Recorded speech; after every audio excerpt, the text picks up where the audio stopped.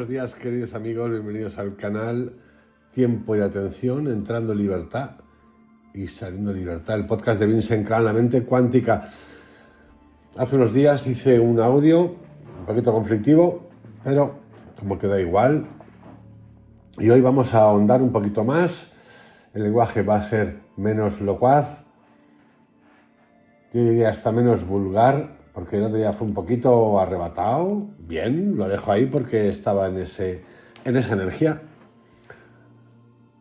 Y hoy nos vamos a un tema que lleva como título el siguiente: el mapa oculto del poder de los imperios del siglo XX a la mente global del siglo XXI. Y está dividido en 3 partes, que os voy a desvelar ahora mismo de una manera sencillita para luego ser más específico. ¿Crees que el poder cambió de rostro? Creemos que el poder cambió de rostro, pero en realidad no cambió de esencia. Y no cambió de esencia porque las mismas estructuras que gobernaron la industria, la guerra y la obediencia hace un siglo siguen vivas hoy, transformadas en sistemas que gestionan tus emociones, tus datos y tus decisiones sin que lo notes. No se visten con uniformes, aunque en algunos países sí, muchos ya, les encanta esto, ni levantan banderas, algunos sí. Se disfrazan de eficiencia, de libertad y de bienestar. De eficiencia, de bienestar y de libertad. En este audio de hoy vas a descubrir cómo las 3 corrientes que marcaron el siglo XX, y ahora os diré cuáles son: la maquinaria corporativa del orden, que es el nazismo, y he dicho bien, maquinaria corporativa del orden; la emoción colectiva del igualitarismo, es decir, el comunismo; y la ilusión de la libertad digital, la época de ahora, la inteligencia artificial, se han fundido en un único sistema global que no necesita violencia para dominar, aunque existe violencia. Pero estamos en el procesito. Le basta con dirigir la atención, cosa que hacen todos los días, a todas horas. Cuando entendamos con este audio cómo se tejió este mapa invisible, veremos con claridad que la verdadera revolución no es política. La verdadera revolución es vibracional. Ya lo dijo Krishnamurti hace mucho tiempo. Por lo tanto, el audio largo, va a ser largo, muy descriptivo, está dividido en 3 partes. La parte 1, el mundo de la corporación, heredero de lo que creó y se construyó ideológicamente en cuanto a la industria en la época del nazismo y su impacto en la actualidad. Vais verdaderamente a flipar.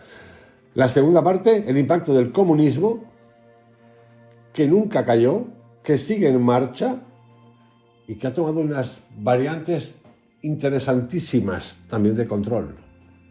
Y por último, el mundo de la inteligencia artificial. Todo eso, esas 3 líneas, esas 3 partes, siguen vivas en la actualidad. Dicho esto, como introducción, os invito a que os pongáis el cinturón y comencemos. Creemos, parte 1, que el nazismo murió en 1945, pero quizá solo cambió de traje. Porque los mismos principios que organizaron aquel régimen, la jerarquía total, la fe en el líder, la devoción a la eficiencia y a la obediencia emocional al grupo, son los que hoy gobiernan el mundo empresarial donde trabajas, consumes y confías. Sí. En este episodio descubrirás cómo el modelo mental del nazismo no desapareció con sus símbolos, sino que se infiltró silenciosamente en la cultura del liderazgo moderno, en los rituales de las corporaciones y en la lógica de productividad que domina nuestras vidas. Y vamos al origen del modelo.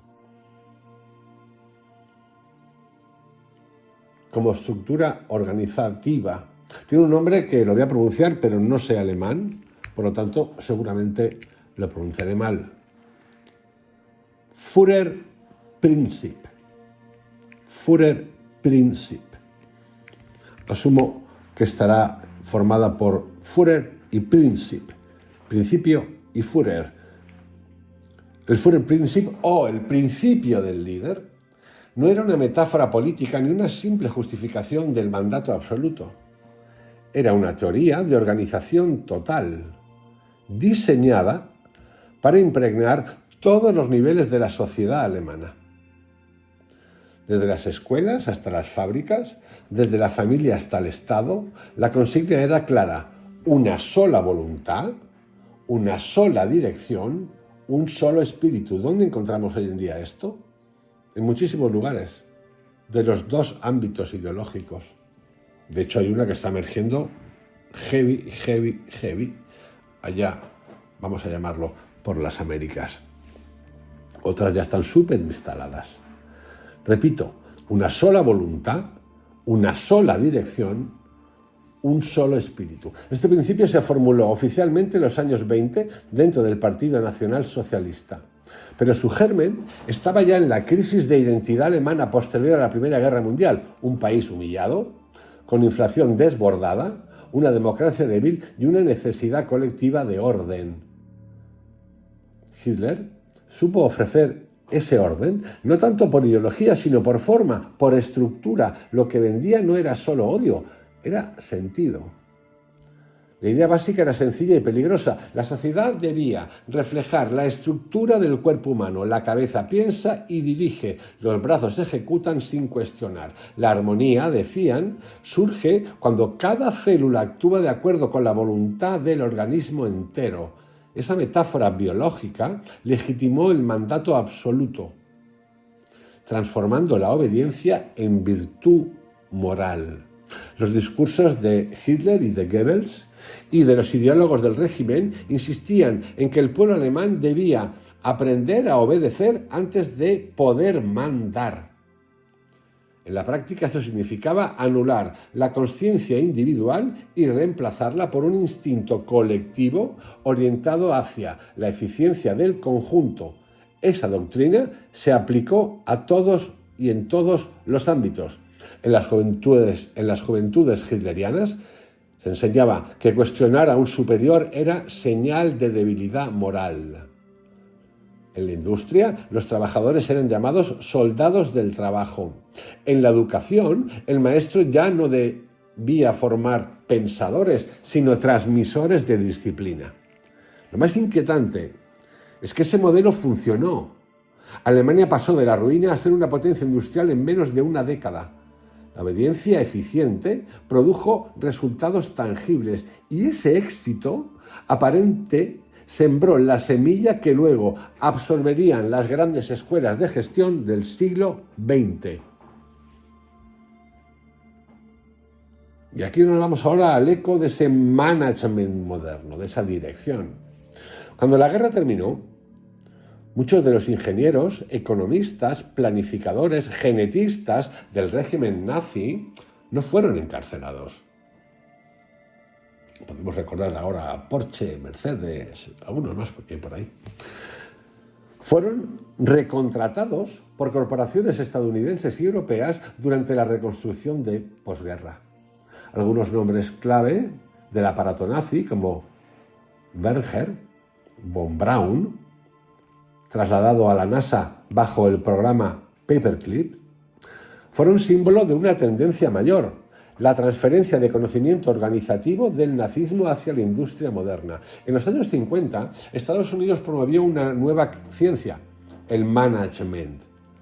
La palabra parecía neutral, científica, limpia, pero bajo esa limpieza se escondía el mismo ideal: controlar la energía humana a gran escala a través de estructuras jerárquicas que exigen obediencia emocional al propósito común.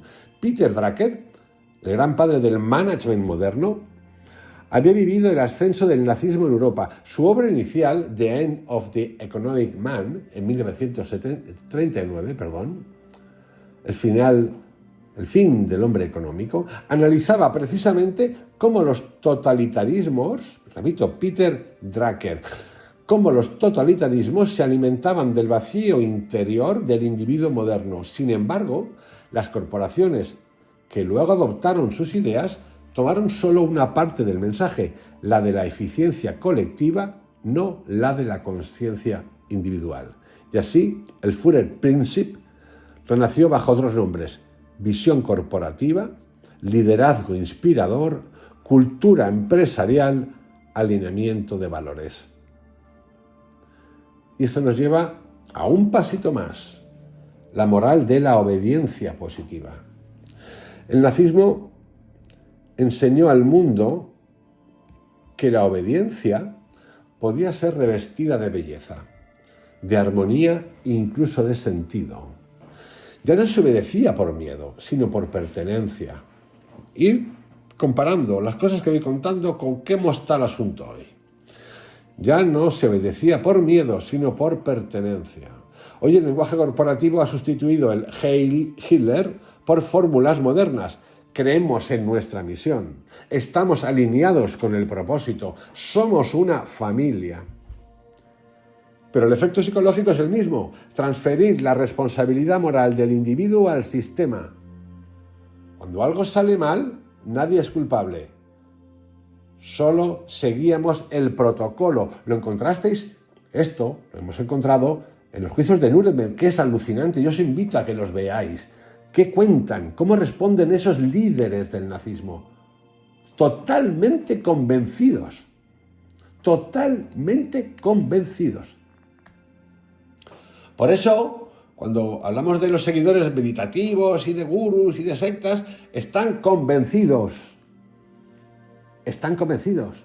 Y la primera cosa para llevar a éxito una cosa, porque no te importa lo demás, es estar convencido. Creer. Pero claro, ¿creer qué? ¿Creer que estoy convencido de qué? La atención, la conciencia de tu vibración. Atentitos. Solo seguíamos el protocolo. Ese es el eco de Eichmann, resonando en cada junta directiva. El mito del líder como salvador racional. Esto lo encontráis también en Ayn Rand, en los libertarios, que están convencidos que el empresario es el ser superior que salva el mundo. Milley es uno de ellos. Va a aparecer por aquí Milley en la última fase, y algunos más. El Führerprinzip no solo generó obediencia, generó devoción. El líder era una figura sagrada y técnica a la vez. No era un déspota visible, sino el depositario del destino colectivo. Ese mito reaparece hoy en los discursos sobre el visionario empresarial, el CEO que ve más allá, que tiene una misión trascendente para la humanidad, que no comete errores porque actúa desde una visión superior. Steve Jobs, por ejemplo, fue presentado muchas veces como un mesías tecnológico. Elon Musk, que por cierto ha tenido una entrevista hace poquito con Joe Rogan, que la estoy viendo para ver cositas, es descrito como un genio loco que cambiará el destino de la especie. Altman, el de la IA, igual. Esa romantización del mando absoluto y esa fe irracional en la genialidad solitaria son herederas directas de aquella estética del poder. El Führerprinzip no murió. Se transformó en Managementprinzip y pasó de la obediencia al líder a la obediencia a la marca, del juramento a la patria al juramento al propósito corporativo, del sacrificio físico al sacrificio emocional y psicológico por la empresa. Y el resultado es el mismo: la anulación progresiva de la consciencia individual en nombre de la eficiencia colectiva. Esta es la herencia invisible que aún late en el corazón del capitalismo global. Y vamos ahora a otro puntito, otra palabrita alemana: la uniformización de la conciencia colectiva. En alemán lo pronuncia fatal: Gleichschaltung. Que me corrija quien sepa alemán aquí y yo lo apreciaré. Si el Führerprinzip fue la cabeza del sistema, el Gleichschaltung fue su respiración, la uniformización de la conciencia colectiva. El término, difícil de traducir, significa literalmente puesta en la misma línea. En la práctica, fue el proceso por el cual todas las instituciones, medios, sindicatos, escuelas y asociaciones alemanas fueron sincronizadas como una única ideología, una única voz y un único objetivo. Pero lo importante no fue solo el control político, fue la absorción de la subjetividad individual dentro de un organismo simbólico. El régimen no necesitaba destruir cuerpos, necesitaba alinear mentes. Cuerpos destruyó unos cuantos, por cierto. Y para eso descubrió algo esencial, que el alma humana busca pertenecer más que comprender. La Gleichschaltung fue el mecanismo que convirtió el miedo en adhesión emocional. Está ocurriendo ya hoy. Al principio, mediante la propaganda. Hoy no hay propaganda, hoy hay PR, relaciones públicas. Después, mediante la normalización. Esto ya se está estandarizado. Normalización, estandarización es lo mismo. Cuando todo lo que te rodea repite el mismo mensaje, el mismo ritmo, los mismos lemas, tu mente deja de distinguir entre lo que crees y lo que imitas. Eso mismo sucede hoy con la economía global. La homogeneización de la conciencia colectiva se produce sin dictadores ni fusiles, aunque también, pero con el mismo poder de moldear la percepción. Y aquí es donde entra el lenguaje como forma de control. Y esto lo sabía a la perfección Goebbels. Quien controla el lenguaje, controla el pensamiento.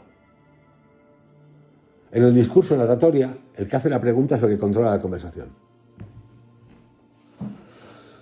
Las palabras son los raíles por los que circula la realidad. Y si todos usan los mismos, nadie puede salirse del camino. El nazismo eliminó los matices del idioma, la duda, la ambigüedad, la ironía, todo debía ser claro, contundente y unívoco. La complejidad era sospechosa. El management moderno repite esa purificación del lenguaje, pero con una sonrisa. En lugar de nuevo del Heil Hitler, decimos somos una familia, estamos alineados con la visión, todos remamos en la misma dirección. En Argentina dicen nos ponemos la camiseta. La gramática del poder cambió de uniforme, pero conserva su función, eliminar la posibilidad de disenso. Las grandes corporaciones han convertido el lenguaje en una herramienta de obediencia emocional. Los empleados no son trabajadores, son colaboradores. Los problemas no son conflictos, son retos. Los despidos no son pérdidas, son reajustes de talento. Esa manipulación semántica anestesia la conciencia moral del individuo, igual que la propaganda nazi envolvía el horror con palabras de origen, progreso y deber. Cuando el lenguaje se vuelve un canto coral, pensar se vuelve en un acto de disidencia. Y aquí hay toda una liturgia, toda una teología, que esto saben muchos algunos. La Gleichschaltung no funcionaba solo por miedo, funcionaba porque ofrecía una norma, una forma de pertenencia. Las masas encontraban en el régimen un sustituto de la espiritualidad perdida. Desfiles, banderas, cantos, identidad, uniformes, identidad, símbolos, identidad. Cada gesto, cada ceremonia reforzaba la sensación de ser parte de algo más grande. Hoy las corporaciones reproducen esa liturgia con precisión casi religiosa. De hecho, son teólogos, evangelizador se llaman. Hay puestos que se llaman evangelizador de Google, evangelizador, Chief Evangelist. No me estoy inventando nada. Hay ceremonias de inicio de año, convenciones, presentaciones con música épica y discursos de propósito. Los empleados visten colores de marca. Os pongo un ejemplo que es brutal. Yo lo he contado, a mí me encanta Joe Dispenza, pero cuando ves el show, es eso. Es líder. Sí. Luego te cuentan, sé tú. Bueno, pues sé tú, déjame. Presentaciones con música épica y discursos de propósito. Los empleados visten colores de marca. Repiten mantras, juran lealtad a un ideal que ya no es la patria, sino el propósito corporativo. Los escenarios se iluminan como templos. Los líderes hablan desde plataformas elevadas, proyectados en pantallas gigantes. El público aplaude al unísono. Lo que antes era un desfile en Nuremberg, hoy es un launch event en Silicon Valley o un partido del Barcelona o del Real Madrid.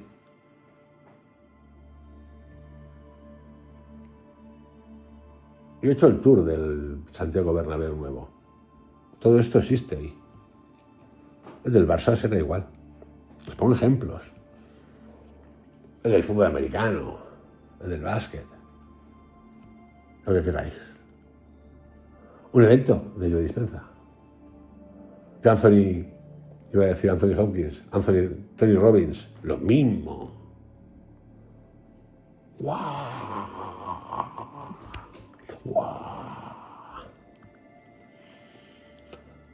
Animalidad educada, ¿no? La diferencia es que ahora se llama motivación. Pero la estructura emocional del ritual es idéntica. Sumisión mediante exaltación colectiva. Sumisión mediante exaltación colectiva. Ahora estamos despelotándonos aquí. Yo me estoy despelotando aquí totalmente, porque es todo lo que cuento en el canal desde el principio, de preguntar, como el audio del otro día. Quizá el primer pecado original fue el preguntar. Creo que sí. Ahí salió la cosa. Ya viene de ahí la cosa, por cierto. Vamos ahora a la identidad. Vais a ver algo interesante en el capítulo de hoy. Esta primera parte, dedicada al nazismo corporativismo, va a ser mucho más breve porque es más básica. Siendo complejita, elaborada, es más básica, porque lo que viene después, la del comunismo, es complejísima. Pero yo creo que ya tenemos muchos datos para empezar a despelotarla y ver hasta dónde llega. La Gleichschaltung nazi abolió la pluralidad interna. El individuo no debía tener ideología propia, gusto propio, ni conciencia propia. Yo añadiría también ni color propio. Su función era encarnar un arquetipo. En las empresas modernas, esa tendencia se manifiesta como cultura corporativa. El trabajador debe ser adaptable, positivo, entusiasta, resiliente. Una máquina. No importa su historia ni su alma, importa que encaje. El pensamiento crítico o la sensibilidad divergente son tratados como falta de actitud. Mirad lo que le ha ocurrido a la ejecutiva esta de Facebook, que ha publicado un libro y la que le está cayendo porque le hicieron firmar un papelito que no podía hablar de nada de lo que pasó. Y está contando cada cosa de alucinar. ¿Quién la defiende? Nadie. La homogenización se disfraza de diversidad superficial. Colores, logos, idiomas, pero el fondo es idéntico. Todos piensan lo mismo sobre el éxito, el progreso y la productividad, como si el planeta entero hubiera sido sometido a una misma formación espiritual invisible. En los años 30, los ciudadanos alemanes se adaptaban al régimen sin darse cuenta, no por ideología, sino por supervivencia social. Hoy, millones de personas hacen lo mismo, en sus entornos laborales. Aceptan códigos, símbolos y valores que no eligen porque temen quedar fuera del sistema. Los ingenieros que trabajan en Google, en Apple, en AI son cómplices de lo que hace Facebook. Y los que trabajan en Facebook, sí, son ellos los que diseñan las cosas. Y hay muchísimos, por cierto, pero no. Y en esta normalización de la alienación, esa obediencia alegre, es la que convierte el totalitarismo en un fenómeno de difusión, imposible de localizar pero omnipresente. Esto tiene que ver con la economía del comportamiento, que es la nueva propaganda. La propaganda nazi fue el laboratorio del siglo XX. Allí nació la psicología de masa aplicada. Goebbels comprendió que no hacía falta imponer la verdad, bastaba con repetirla y no mencionar lo otro. El cerebro humano, saturado por un mismo estímulo, acaba aceptándolo como natural. Hoy las corporaciones y plataformas digitales han llevado esa técnica a su perfección. Cada algoritmo de recomendación, cada anuncio personalizado, cada microsegmento de información funciona como un microgleichschaltung, una alineación de tus deseos con los intereses del sistema. La publicidad ya no impone, seduce. La repetición ya no grita, susurra, pero el efecto es el mismo. Tu mente acaba funcionando dentro del marco de valores que otros diseñaron para ti. Lo inquietante es que en este nuevo orden ya no hay un enemigo visible ni una ideología centralizada. La Gleichschaltung digital es descentralizada, automatizada, invisible. No hay un Hitler detrás del algoritmo y sin embargo el resultado psicológico es análogo. El individuo se siente libre mientras piensa lo que debe pensar. Esa es la perfección del control moderno. Y si te sales de eso, te banean, te eliminan de YouTube, te eliminan de Twitter, te eliminan de donde sea. Te eliminan también del trabajo. Es la obediencia disfrazada de elección. Y claro, la palabra, veníamos de ahí, y ahora viene, como no, la emoción. El nazismo entendió, la emoción, atentos, el nazismo entendió antes que nadie que el pensamiento racional no mueve masas. Lo que mueve masas es la emoción, las emociones. Usadas así, fantásticos. En el canal tenéis autores que hablan la importancia de la emoción a la hora de visualizar y pedir. Ahí lo tenéis. Claro, siempre que tengas atención, conciencia de tu vibración. ¿Para qué lo quiero? Goddard es el autor del que os hablo. Y las corporaciones aprendieron la lección.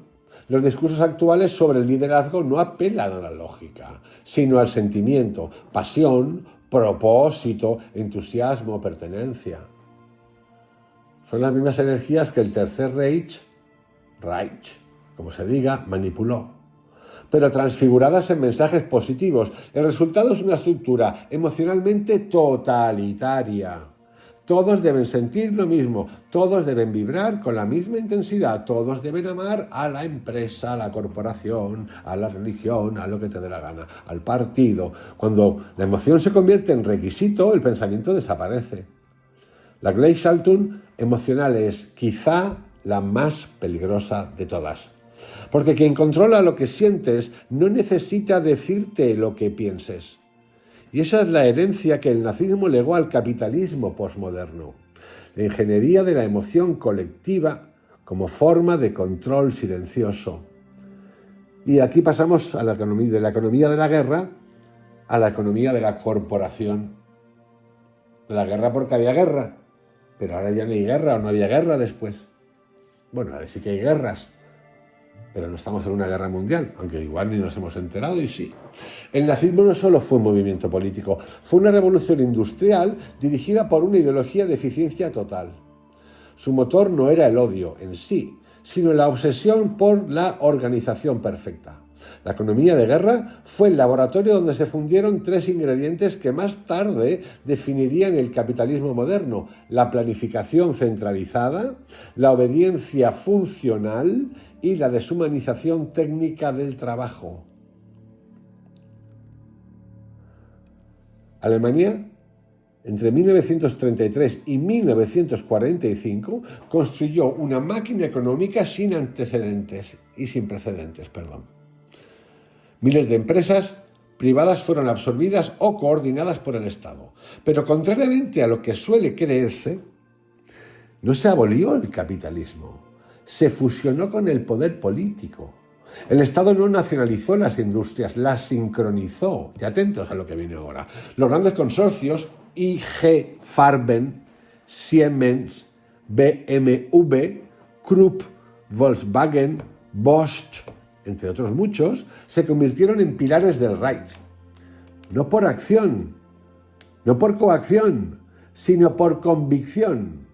La promesa de un orden económico estable, sin sindicatos, sin incertidumbre, con un mercado protegido y una moral productiva común. El trabajador ya no era una persona, era una célula del cuerpo nacional.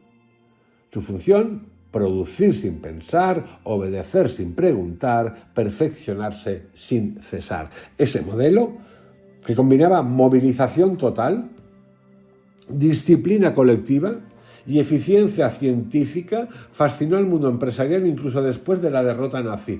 No por su ideología racial, que fue públicamente condenada, sino por su modelo de gestión, pero también por la racialidad, porque no faltan estudios que según qué razas tienen más o menos productividad. Así de claro lo cuento y está más que estudiado. Y lo han contado. Luego, estudiado me refiero, defendido genéticamente por algunos artistas de las corporaciones, del intelecto universitario e investigadores afines.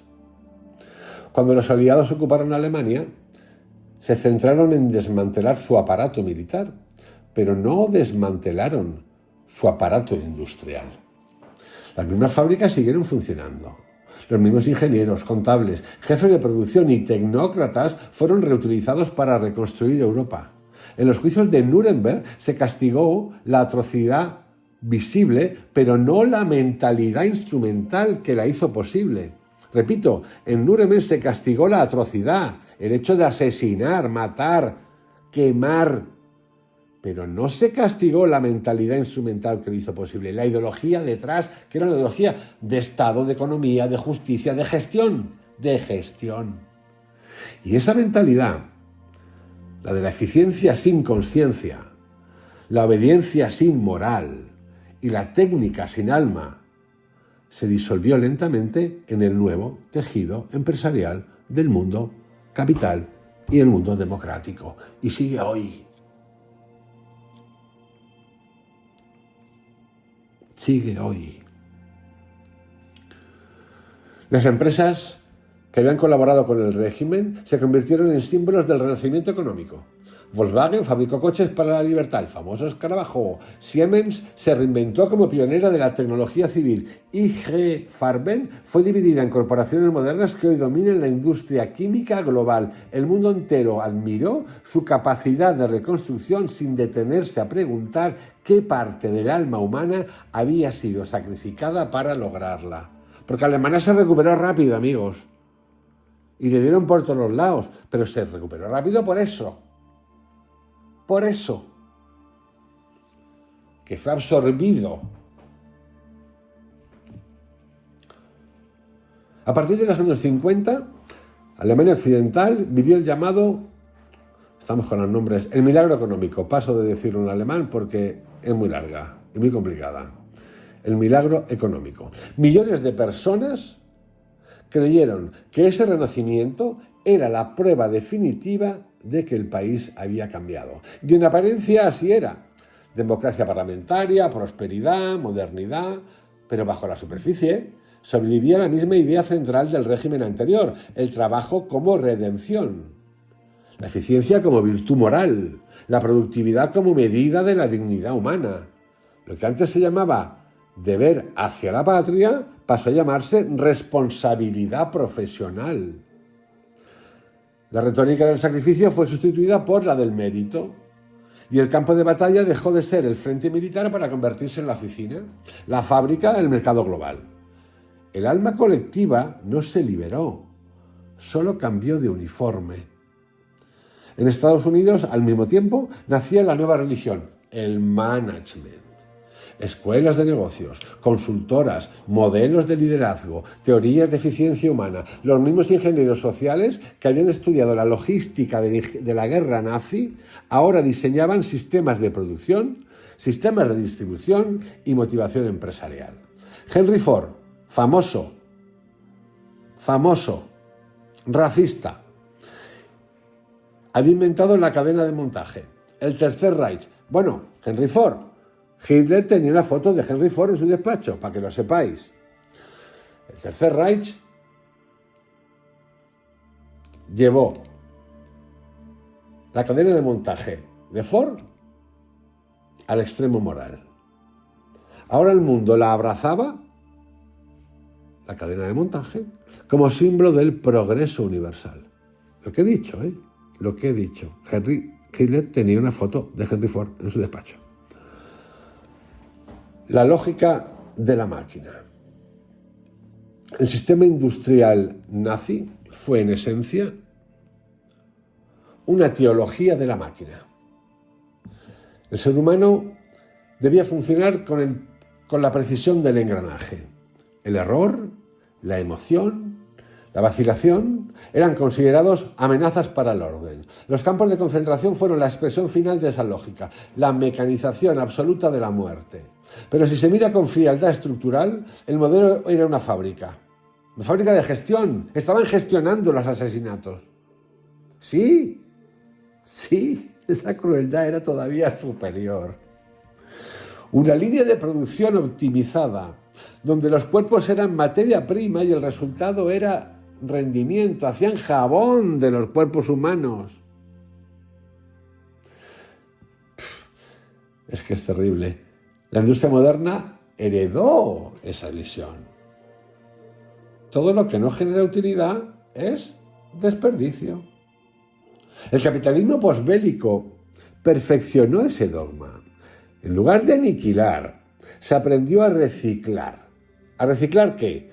Cada emoción, cada impulso humano, cada sueño se convirtió en un recurso que puede ser medido, optimizado y monetizado. El nazismo había reducido al hombre a herramienta. El capitalismo lo convirtió en consumidor y producto simultáneo. En ambos casos, la libertad se midió por su función dentro del sistema. Después de la guerra, Europa creyó que la razón salvaría a la humanidad del fanatismo. Pero el resultado fue una tecnocracia global. Un mundo gobernado por indicadores, informes, ratios y gráficos. La conciencia moral cedió su lugar a la competencia técnica. La responsabilidad ya no se mide en valores, sino en resultados. Y sin darnos cuenta, volvimos a la lógica del Tercer Reich. Si algo funciona, se justifica. El sistema no pregunta si es ético, solo si es eficiente. Esa eficiencia se puede poner en duda, que lo sepáis, y mucho, porque no es eficiencia, es delincuencia. Los economistas del siglo XX tradujeron esa fe en fórmulas: crecimiento, rendimiento, escalabilidad. Los políticos aprendieron a hablar como gestores, los ciudadanos se convirtieron en datos, la humanidad en balance trimestral. Así, el espíritu del nazismo no fue eliminado, sino deconstruido y redistribuido en el lenguaje del éxito. La planificación total, la coordinación absoluta, la optimización continua, todos esos conceptos nacieron en la economía de guerra y sobrevivieron como virtudes empresariales. La guerra cambió de forma, pero siguió siendo guerra, una guerra económica, emocional y simbólica. En los campos de concentración, la vida humana era un coste que debía minimizarse. En la economía moderna, el sufrimiento psicológico, la ansiedad o el agotamiento se tratan como externalidades. La lógica es idéntica. Todo lo que no mejora el rendimiento es descartable. En nombre del progreso, millones de personas entregan su tiempo, su atención y su salud mental a estructuras impersonales que les devuelven un salario, pero les roban la voz interior. Esa es la forma contemporánea del sacrificio, la devoción sin Dios. No se invoca al Führer, pero se adora a la eficiencia. No hay campos de trabajo, pero sí jornadas interminables. No hay uniformes militares, pero sí códigos corporativos. El resultado es un ser humano que, igual que el ciudadano del Reich, el Tercer Reich, ya no percibe ni se percibe como un individuo moral, sino como función dentro de un mecanismo mayor, insumo. El totalitarismo del siglo XXI no necesita banderas ni discursos incendiarios, aunque existen. Basta con ofrecer seguridad, entre comillas, pertenencia total y rendimiento. El miedo al caos económico, emocional, social, sustituye al miedo al enemigo. Y así el sistema se perpetúa sin resistencia, porque todos colaboran voluntariamente, no les queda otra, en su mantenimiento. Lo que el nazismo intentó con coerción, el capitalismo lo logra con deseo. Ambos se basan en el mismo núcleo psicológico, la entrega de la libertad a cambio de sentido. Vamos ahora, seguimos todavía, estamos todavía en la parte primera. Ahora vamos a entrar en el liderazgo, el mito del líder visionario, único, que todo lo sabe. El siglo XX descubrió que el poder absoluto no se sostiene solo por la fuerza, sino por la fe en quien lo ejerce. El Führerprinzip había establecido la estructura, la Gleichschaltung, el orden emocional. Pero lo que dio vida al sistema fue un mito, el del líder visionario, el individuo providencial que encarna el destino colectivo. Hitler no era solo un dictador, era el arquetipo moderno del visionario total. Su autoridad no provenía de la ley ni de la razón, sino de una mística de la inspiración, de la idea de que ve más allá de los demás. Ese modelo de líder mesiánico, carismático y tecnológicamente racional es la semilla de lo que hoy admiramos en la figura del gran CEO contemporáneo. ¿Cómo ser un CEO? Los grandes CEO. Es un líder como profeta del futuro. El nacionalsocialismo convirtió la política en una religión del porvenir. El Führer era descrito como el que ve lo que el pueblo todavía no puede ver. Sus discursos no eran argumentos, sino visiones. Un mañana glorioso, una comunidad regenerada, una nueva era. La Alemania de los años 30 no se movilizó por el presente, sino por la promesa de futuro. Y esa misma arquitectura emocional es la que estructura hoy la comunicación empresarial, la narrativa del progreso, la innovación, el cambio, el propósito transformador. El discurso corporativo actual vive del mismo combustible, la fe en que existe alguien capaz de visualizar el futuro y conducirnos hacia él. No se obedece a la persona, se obedece a la visión. El líder visionario no impone, inspira, pero el resultado es idéntico. Cuando el poder se reviste de inspiración, la obediencia se vuelve voluntaria. Steve Jobs no ordenaba, revelaba. Elon Musk no gestiona, profetiza. Ambos son presentados como figuras capaces de trascender lo humano para rediseñar la especie. La retórica de los visionarios tecnológicos y de los líderes totalitarios es compartida y comparten la misma estructura simbólica.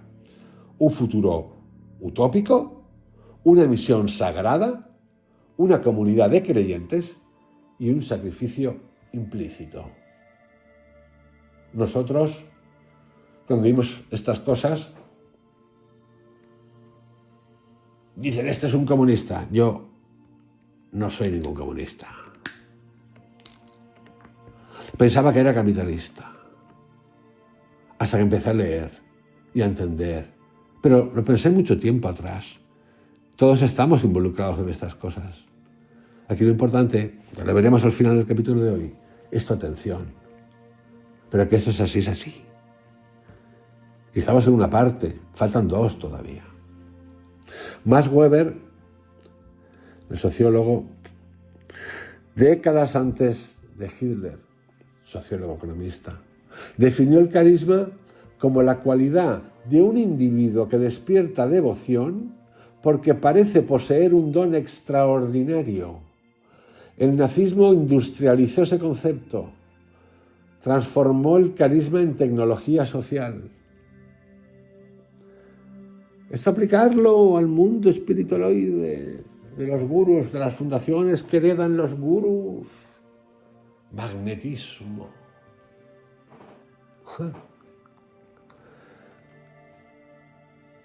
El nazismo industrializó ese concepto, transformó el carisma en tecnología social.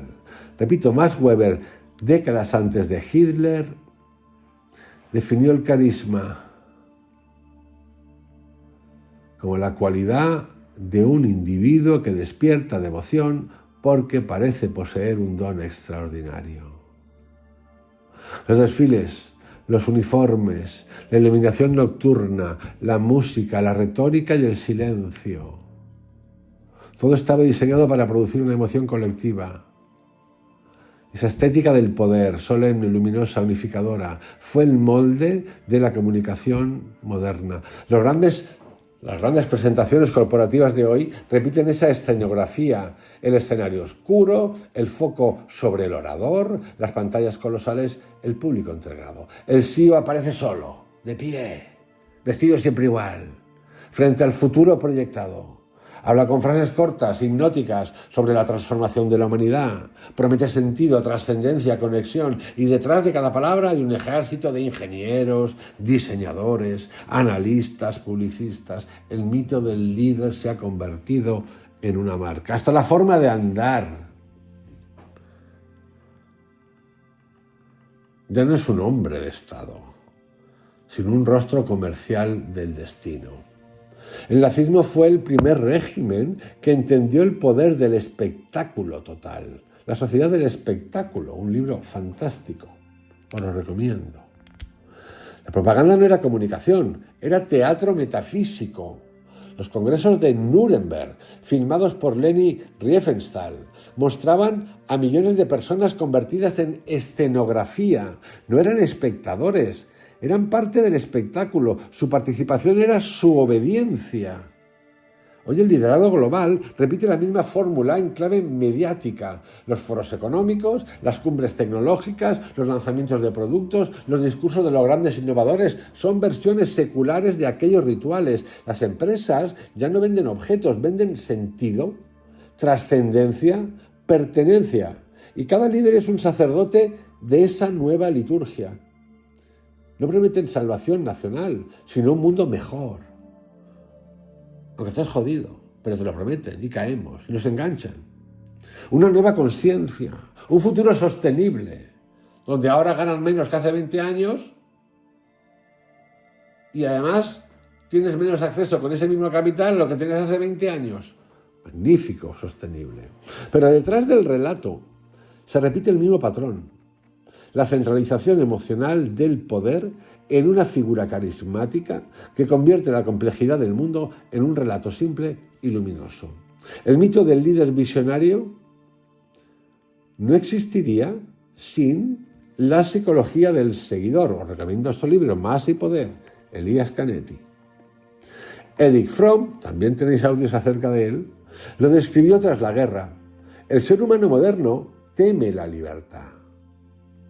La responsabilidad individual pesa demasiado y por eso busca fusionarse con algo más grande, una nación, una empresa, una ideología, una marca, para ver qué extrae de ahí, por cierto, que le devuelva la sensación de seguridad.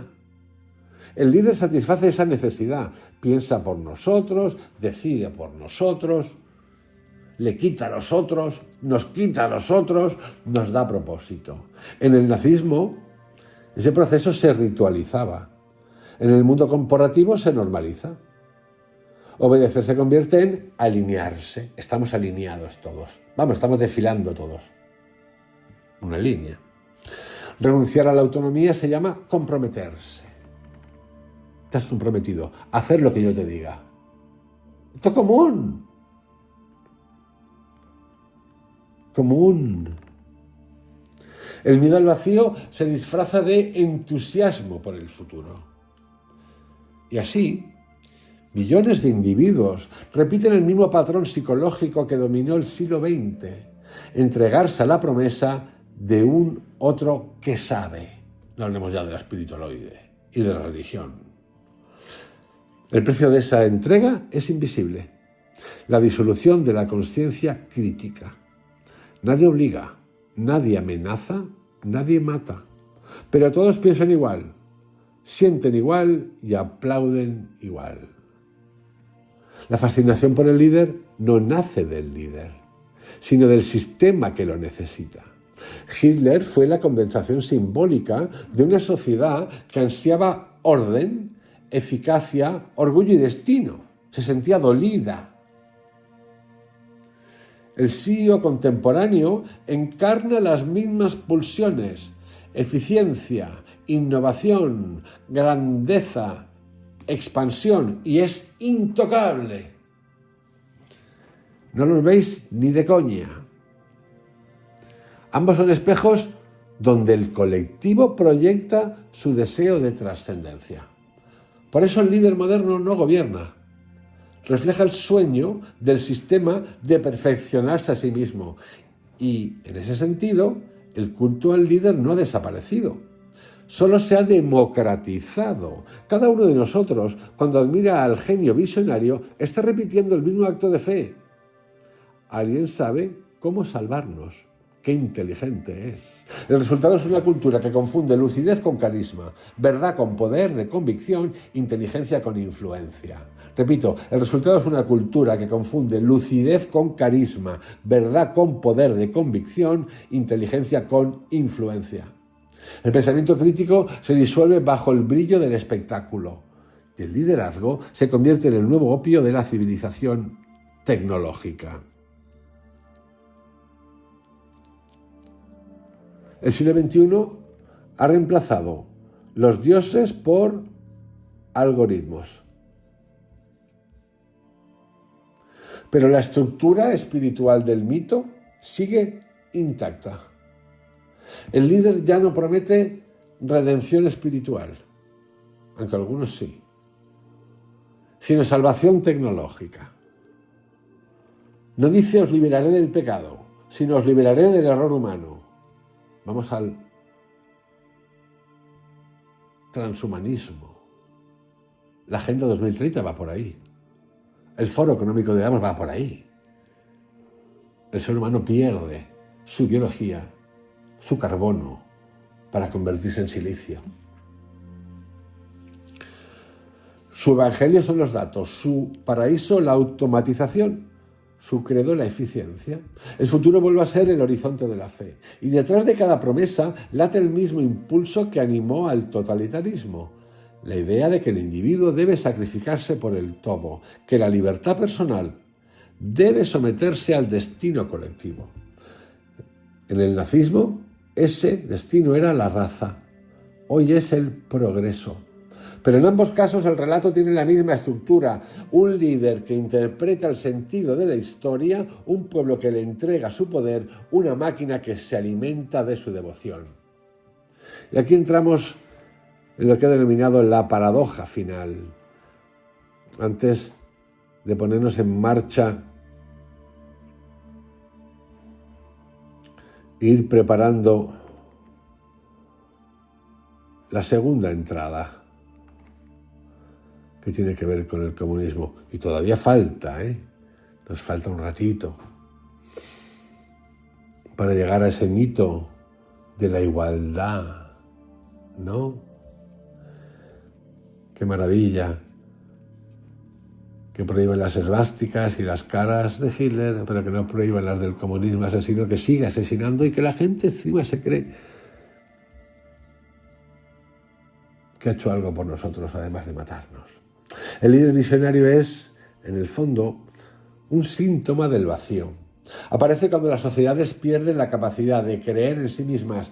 Entonces proyectan su esperanza en una figura externa, pero cada vez que lo hacen, repiten la lección olvidada de la historia. La obediencia inspirada es la más peligrosa de todas, porque no se siente como obediencia, sino como amor. Por eso las creencias es lo más jodido de cambiar. En el siglo XX aprendimos algo, que la obediencia no necesita látigo, solo necesita una justificación moral. El nazismo la encontró en la idea de deber, servir al pueblo, obedecer al Führer, cumplir con la misión histórica de la nación.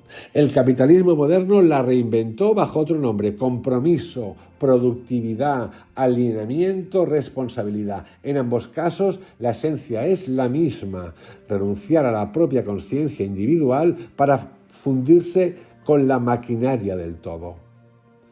Después de la Segunda Guerra Mundial, la humanidad se prometió no repetir los errores del pasado, pero en lugar de cuestionar la raíz del problema, como he explicado antes, la delegación moral, se limitó a cambiar el lenguaje. El soldado se convirtió en empleado, el Führer en CEO, el Reich en corporación, y la obediencia ciega se transformó en obediencia positiva, sonriente, motivada, voluntaria. Os he contado aquí, ya lo he contado antes de seguir, alguien que conozco, muy querido, que cuando empezó lo de la economía de la atención no paraba, era un prosélito total. La economía de la atención, bien, es lo que bien, los economistas, los gurús. Y decía, no puede ser. La economía de la atención es el robo de la atención. La economía de la atención somos nosotros. Robarnos la atención constante para tenernos distraídos y vendernos. Nosotros somos el producto. Pero todavía no nos hemos enterado. Hace esto ya unos cuantos años que surgió. Todavía seguimos sin enterarnos. Pero ni los que se han ganado la vida con eso, que son muchos, haciéndonos mierda, como todos los demás que no se enteran de nada, nunca se enteraron y ahora tampoco.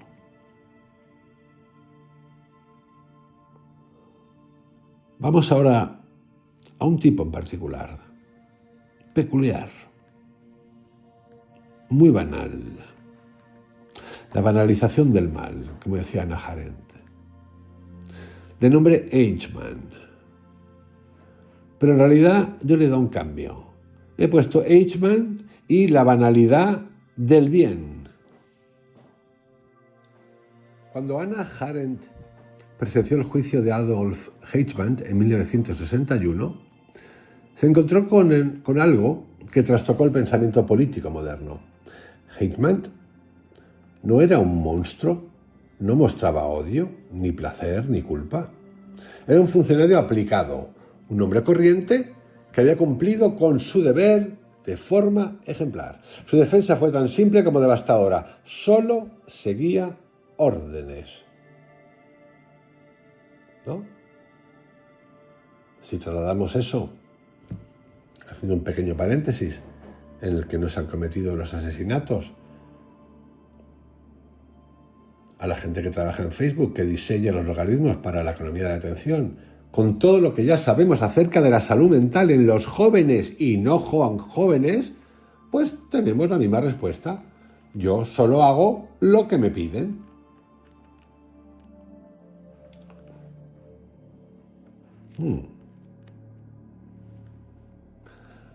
Arendt vio en él el nacimiento de un nuevo tipo de mal. El mal administrativo, el mal que no sabe que lo es, porque se oculta tras el lenguaje de la eficacia. Esa es exactamente la forma que adopta la obediencia en las sociedades modernas. Ya no hay violencia explícita, sino protocolos, procedimientos, procesos de compliance. El crimen moral se disuelve en la burocracia. El ser humano deja de pensar y empieza a ejecutar, convencido de que su responsabilidad termina donde empieza el manual. Hoy esa estructura está viva en todos los ámbitos de la gestión moderna. Os pongo un ejemplo súper normalito de España, muy habitual. Te ocupas la casa y te jodes porque la burocracia dice que tienes que esperarte a no sabemos qué. Un ejemplo, ¿eh? Hay gente que niega que hay ocupaciones. En las empresas, repito, hoy esa estructura está viva en todos los ámbitos de la gestión moderna. En las empresas, en la política, en las finanzas, en la administración pública, los individuos ya no necesitan justificar sus actos. Basta con que puedan decir, cumplo con mi trabajo. La obediencia positiva es el triunfo de la forma sobre el contenido, del sistema sobre la consciencia. La sociedad contemporánea ha elevado la eficiencia al rango de valor moral. No se pregunta si algo es justo, sino si funciona. El éxito se mide en resultados, la bondad en indicadores, la virtud en rendimiento. Así el pensamiento técnico se ha convertido en el nuevo dogma. Si mejora el sistema es bueno, si lo ralentiza es malo. El sistema no somos nosotros somos parte del sistema. Los insumos del sistema. Este principio fue exactamente el que movió a los planificadores del Tercer Reich. Los campos de exterminio se diseñaron como líneas de producción. Eran líneas de producción. Era un negocio. Poca gente se da cuenta de esto. Era un negocio. Intelectual, científico, lo era. La genética, producto de lo que hicieron, dio un salto cualitativo producto de esto. Y se usó después. Se les contrató.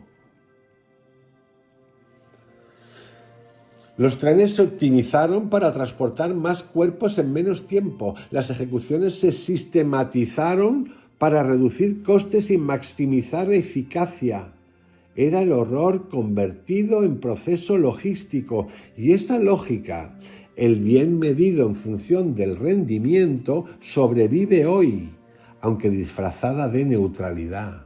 Cada vez que aceptamos una decisión injusta, porque es lo más eficiente, cada vez que un algoritmo determina quién obtiene un crédito, un empleo o una oportunidad, estamos repitiendo esa misma renuncia, ceder la moral al cálculo. El gran triunfo del sistema contemporáneo no ha sido imponer la obediencia racional, sino la emocional.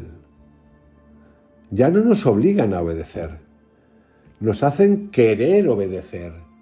Los entornos laborales han aprendido a convertir la lealtad en emoción.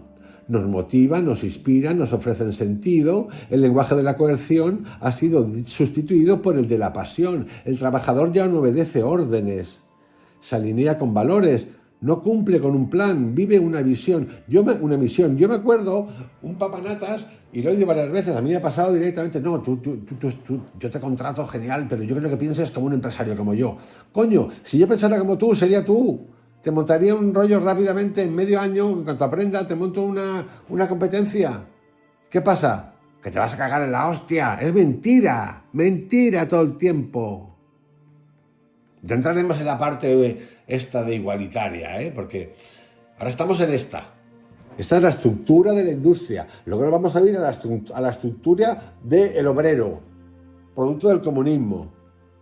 Y vamos a flipar en colores también. Porque si esto ya es flipante, lo otro ni os cuento. Pero esta obediencia emocional es más profunda y más peligrosa que la coercitiva, porque se interioriza como identidad. Ya no obedezco a alguien, obedezco a lo que creo que soy dentro del sistema. Así la obediencia deja de ser visible. El individuo se convierte en cómplice de su propia sumisión. Y cuando el sistema se equivoca o destruye, nadie se siente responsable. Todos lo hicieron con buena intención. En las democracias liberales y las corporaciones modernas, la moral se ha externalizado. Ya no se confía en la conciencia personal, sino en la norma. El cumplimiento legal se ha convertido en sustituto del juicio ético. Si algo cumple la ley, se considera correcto, aunque cause sufrimiento. Si una empresa actúa según los protocolos, se considera inocente, aunque su producto destruya ecosistemas o manipule mentes. Esta ética del cumplimiento es la forma más sofisticada de obediencia. No se cuestiona lo que se hace, solo se asegura que se ha hecho como debía hacerse. La responsabilidad desaparece detrás de la documentación. El ejemplo lo tenéis en las vacunas. Reagan sacó una ley en la que eximía a las farmacéuticas de toda responsabilidad de las vacunas que sacaran. Total, nosotros conejos de India. Y yo no soy antivacuna, pero que eso es así, es así.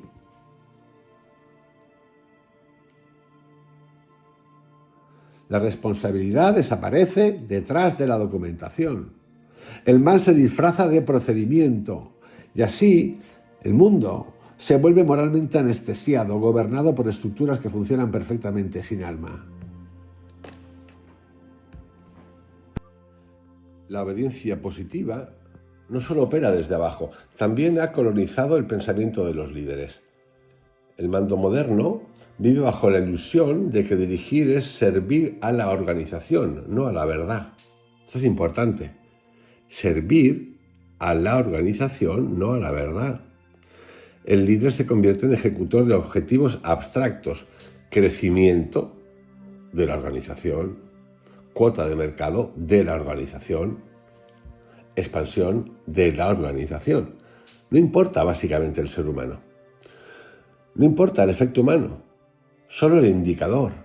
Y mientras el sistema premia resultados, castiga cualquier reflexión. Quien duda estorba, quien cuestiona amenaza. Así los líderes del siglo XXI repiten inconscientemente la estructura que sostuvo al nazismo. El nazismo fue una industria, fue un genocidio brutal, como el comunismo es un genocidio brutal. La suma de los dos números da millones de asesinados. Y el nazismo convirtió en negocio el asesinato, el genocidio en dinero. En dinero. Era industria, con pautas, con patrones, con manuales.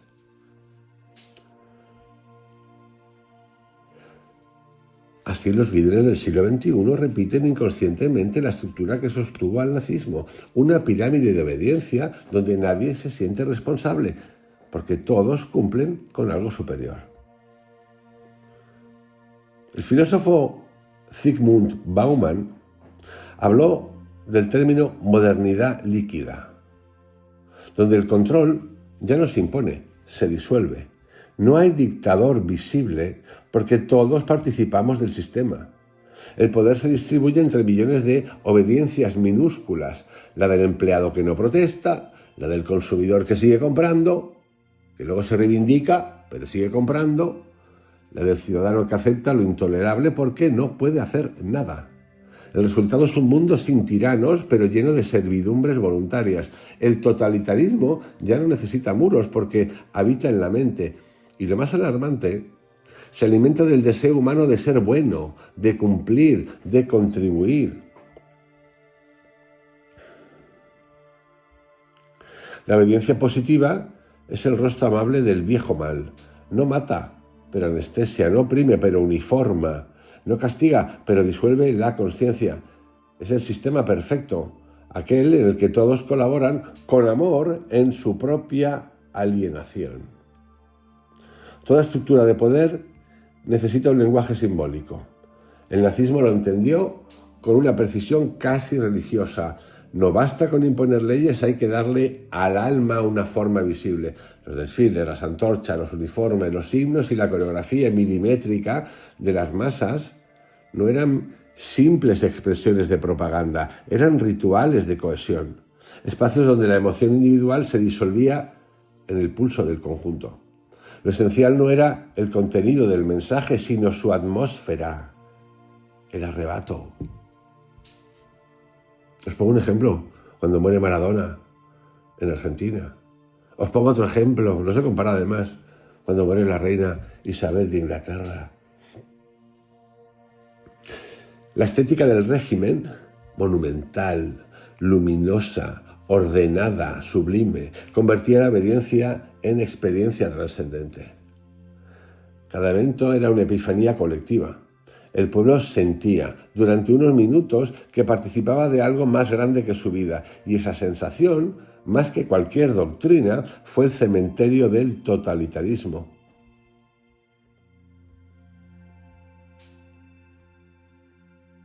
Construir desde el espíritu. Lo inquietante es que esa misma comprensión del ritual no desapareció tras la guerra. Se trasladó depurada al mundo corporativo. Donde antes había marcas, ahora hay team buildings.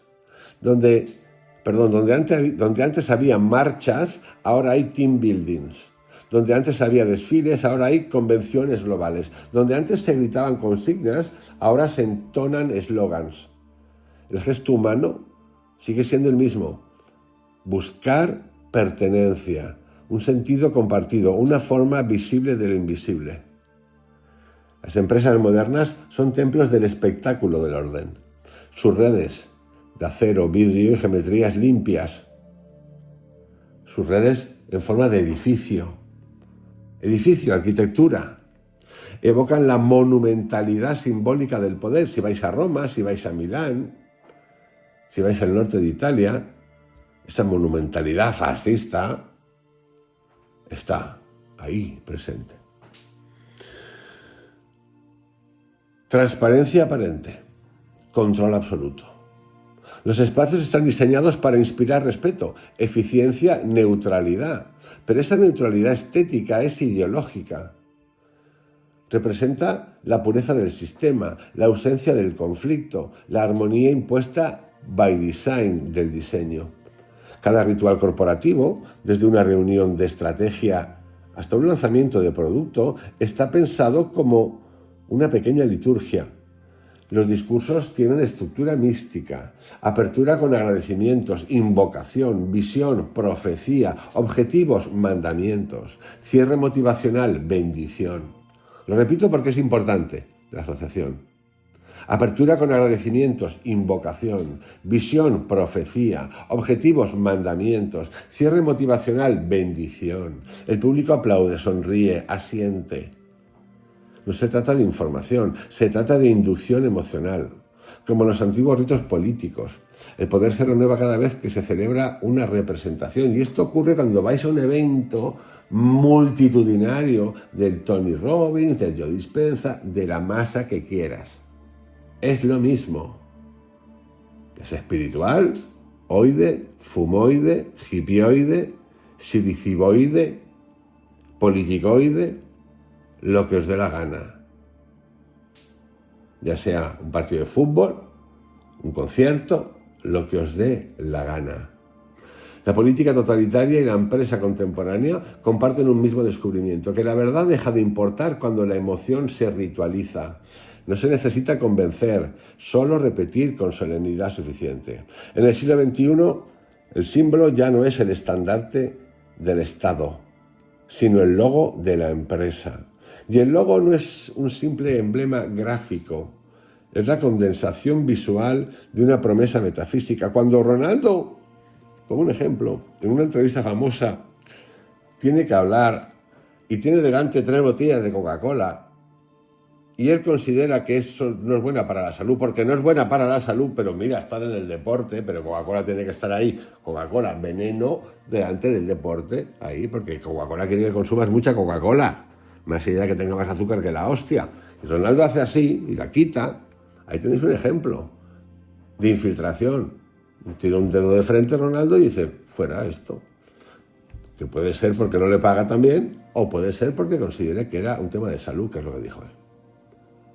Un ejemplo de infiltración total, deporte Ronaldo Coca-Cola, o lo que queráis. Y el logo no es un simple emblema gráfico, es la condensación visual de una promesa metafísica. Representa pertenencia, visión y destino. Cada marca poderosa es una fe organizada. Los de Apple, por ejemplo, le llaman la secta. Tiene sus templos, tiendas, oficinas y campus, sus sacerdotes, líderes carismáticos, evangelizadores, sus dogmas, valores corporativos, sus fieles, empleados y consumidores, y su liturgia, publicidad, lanzamientos, conferencias. Cuando un empleado dice soy parte de esta compañía, no está firmando un contrato laboral, está pronunciando un credo. Hay compañías en Japón, en España también. Hay una muy famosa, la que tiene Marlboro del tabaco. Esa compañía, si tú decides que te vas, no sé cómo se llama, la que gestiona el Marlboro, que se siente ofendida porque ¿cómo te vas a ir tú? Tengo una historia muy interesante, una amiga. ¿Cómo te vas a ir tú? Pero en Japón igual. El empleado no se va para irse a otra compañía. ¿Cómo te vas a ir? ¿Cómo vas a romper este vínculo de yo soy tu familia, tú me perteneces? Es brutal. Pero Japón, atento con Japón, que Japón se ha salvado de todo después de la Guerra Mundial. Qué bonito el sushi, qué bonito el sashimi, qué bonito que bien se come en Japón, qué bonito el manga, qué bonito los cojones. Es una dictadura de control absoluto. Pero vestida de democracia. Qué bonita la identidad. 40 años trabajando en la misma empresa. Su identidad está entrelazada con el símbolo. Deja de ser un individuo que trabaja para y se convierte en alguien que es. Esa es la perfección del ritual moderno, transformar el trabajo en religión laica. El nazismo lo había hecho con el concepto de pueblo, el Volk, que era la encarnación mística del destino común. Hoy el mismo impulso se canaliza hacia la cultura corporativa.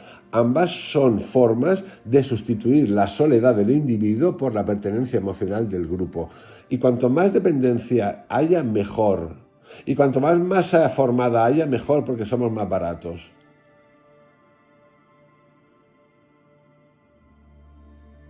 Ambas exigen fe, repito, fe, sacrificio y entusiasmo.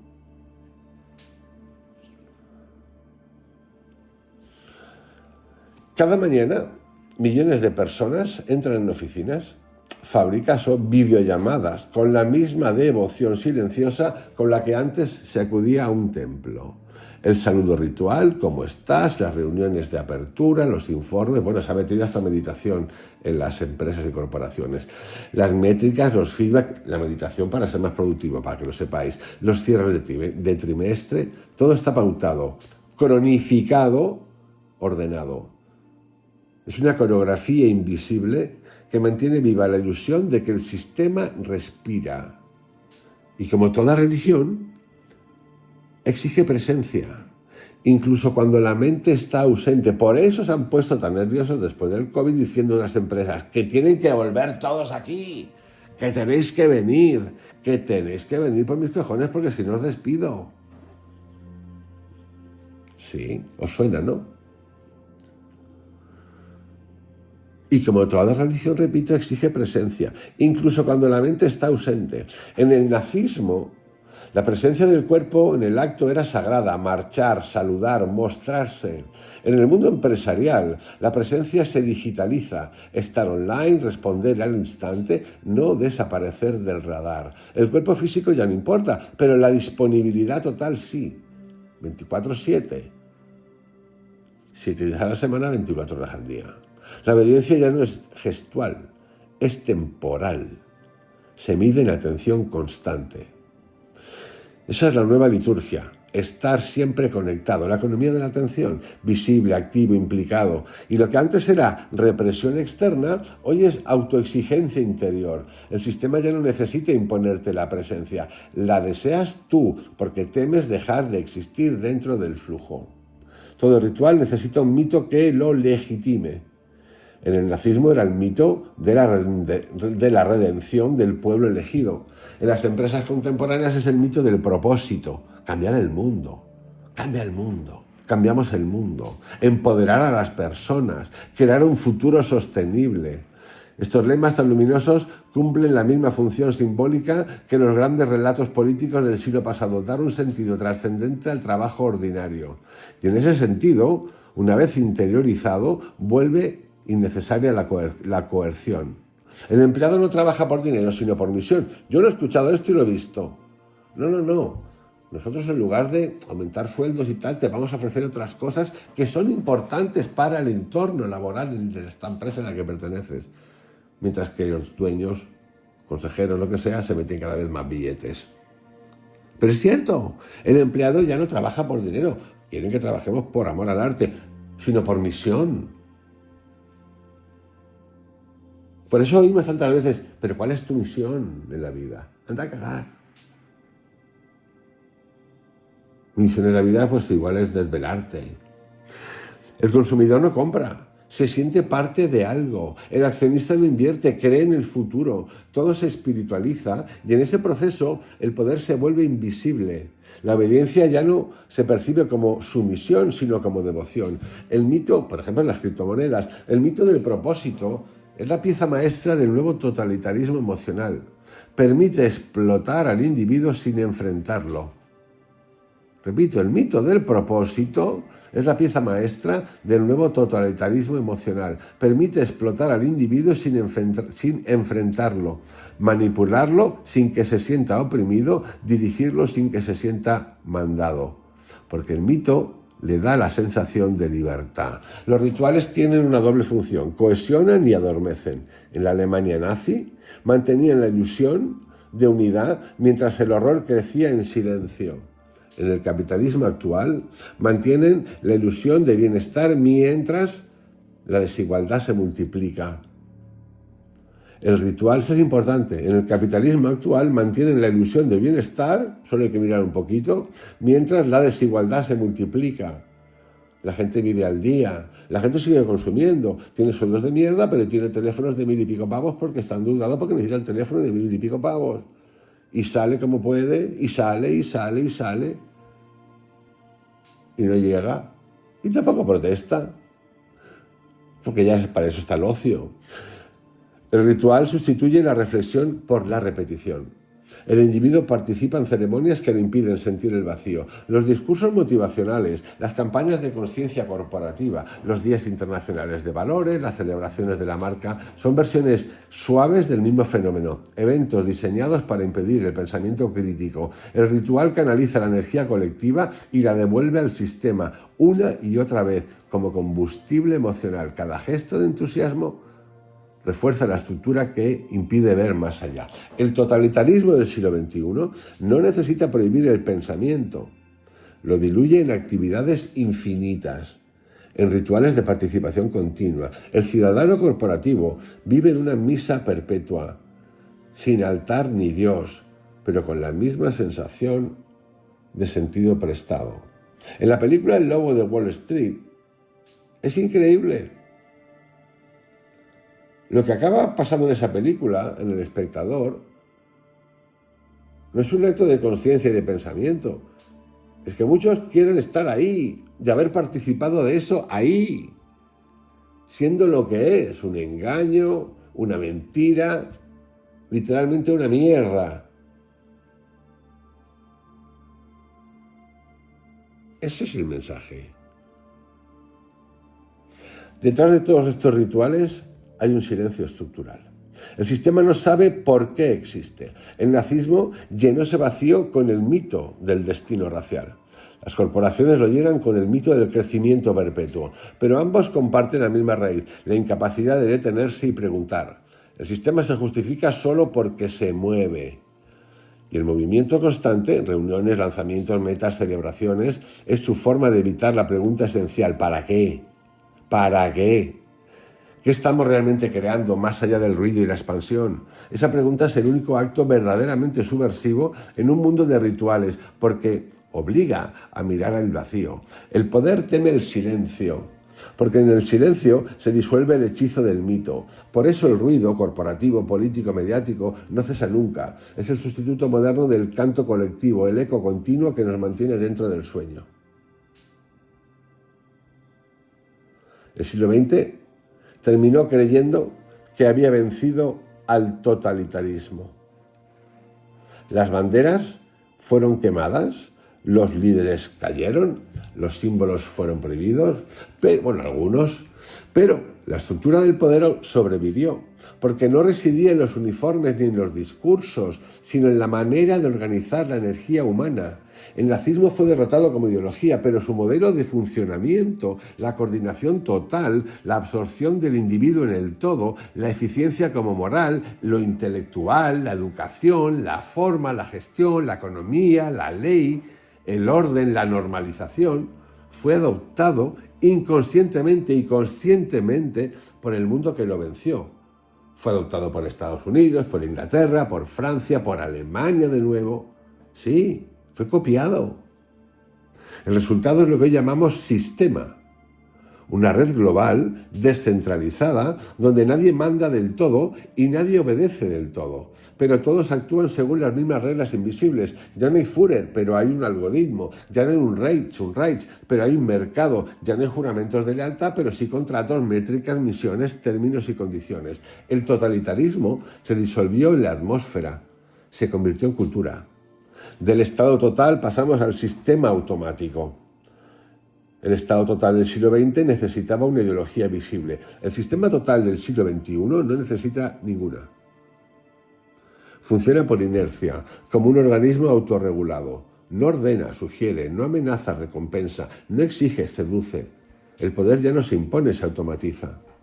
Cada uno de nosotros es a la vez víctima y ejecutor del sistema. Publicamos, opinamos, consumimos, producimos, alimentando una red que nos observa y nos predice. No hay dictador, porque el control se distribuye entre millones de pequeñas acciones voluntarias. El viejo aparato de vigilancia ha sido reemplazado por nuestra propia necesidad de visibilidad. Ya no se nos controla desde fuera, hemos interiorizado al supervisor.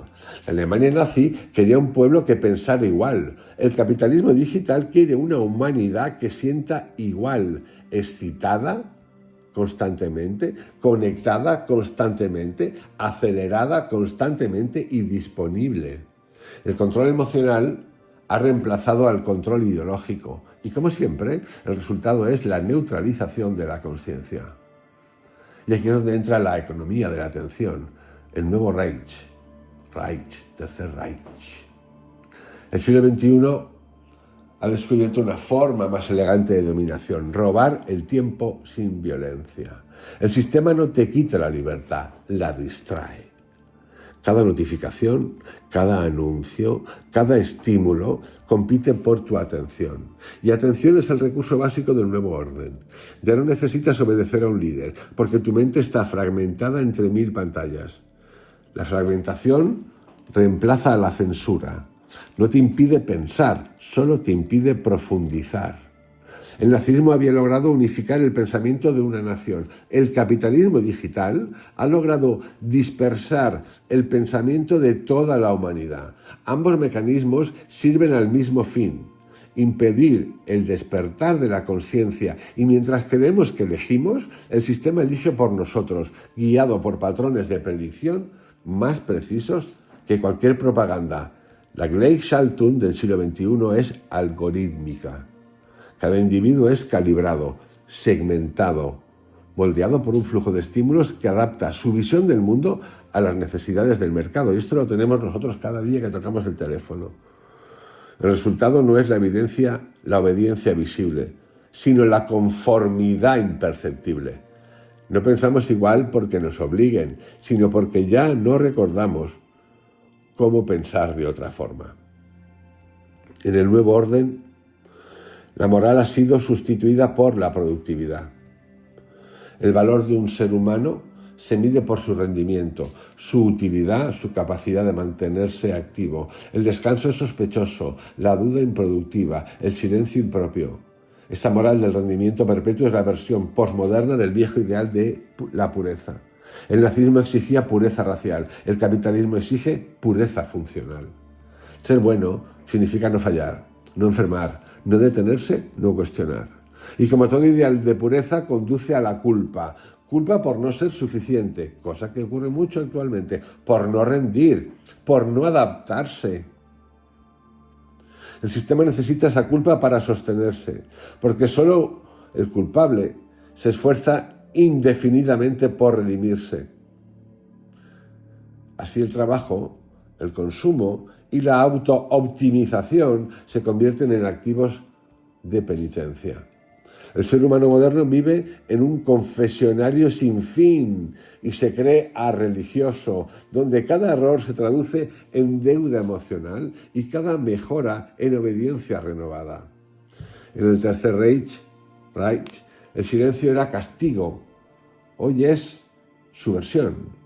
Callar, detenerse, no producir, no reaccionar, se ha convertido en un acto de resistencia, porque el sistema no puede alimentarse del silencio, se alimenta del movimiento, del flujo y del ruido. El individuo que recupera su atención rompe el hechizo. El nazismo fue un régimen de gritos y marchas, el sistema moderno de notificaciones simétricas, pero ambos temen lo mismo: el espacio interior donde la mente se reencuentra consigo misma. Allí, en ese espacio que no produce ni obedece, nace la libertad verdadera. No la libertad política ni económica, sino la libertad vibracional de la consciencia que ya no necesita identificarse con la estructura. Ese es el punto donde termina el dominio del sistema, cuando el individuo deja de buscar sentido en él y comienza a irradiarlo desde sí. La verdadera derrota del totalitarismo no fue militar sino interior y aún está pendiente. El mito central del siglo XX fue el del orden. El mito del siglo XXI es el de la conectividad. Ambos prometen lo mismo: unidad, pertenencia, seguridad. Y ambos sacrifican lo mismo: la singularidad interior. El sistema total nos impone como enemigo, se representa y se presenta como salvador. Nos ofrece lo que más tememos perder: el sentido, la comunidad, la visibilidad, a cambio de nuestra atención. Visibilidad. Que me reconozcan los demás. Esas son las redes sociales. Cuando una niña de 9 años, a golpe de clic, os invita a ver el documental, está preocupada por su visibilidad y por sus cremas y por qué van a decir sus amigas. Fea, guapa, alta, baja. Y mientras lo aceptamos, su estructura se perpetúa, más difusa, más perfecta, más intangible. Lo que comenzó como ideología se ha convertido en ontología, una forma de ser. Vivimos dentro del sistema no porque nos obligue, sino porque nos define.